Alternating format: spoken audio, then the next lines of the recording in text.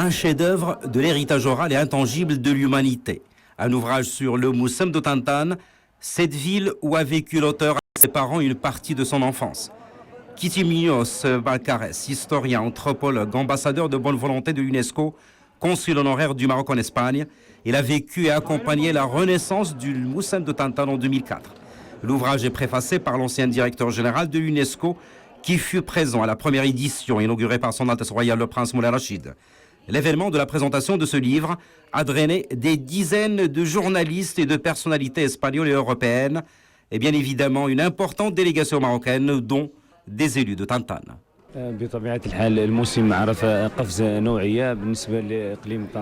Évidemment, le Moussem a connu une grande évolution après la présentation du livre au siège de l'UNESCO. Il est à présent présenté à la Maison des Arabes à Madrid et nous souhaitons que ces événements donnent un nouveau souffle au Moussem de Tantan.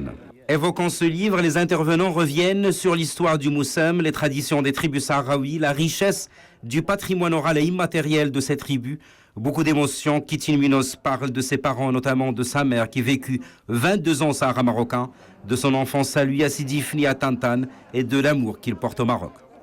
Entre l'Espagne et le Maroc, et à travers la langue arabe et la langue espagnole, faire un livre qui va se marier et dans la même œuvre. Alors je crois qu'avec le préface du directeur général de l'UNESCO qu'on a fait, et ici dans la maison arabe, la présentation du livre a été un grand succès et c'est une bonne façon que la société espagnole connaît plus le Moussem de Tantan. On était émus, c'était tellement, ça parlait tellement du fond du cœur. D'abord il parle très très bien et puis c'était tellement émouvant, on sentait que ça vient du fond de lui-même. Kitty Munoz a terminé son intervention par « Viva Sahara Maroki ». La salle a fortement applaudi. Un sentiment énormément émouvant pour moi parce que j'aime beaucoup le Sahara et j'aime mon pays aussi, l'Espagne. Et j'aime bien que les Espagnols applaudissent ça.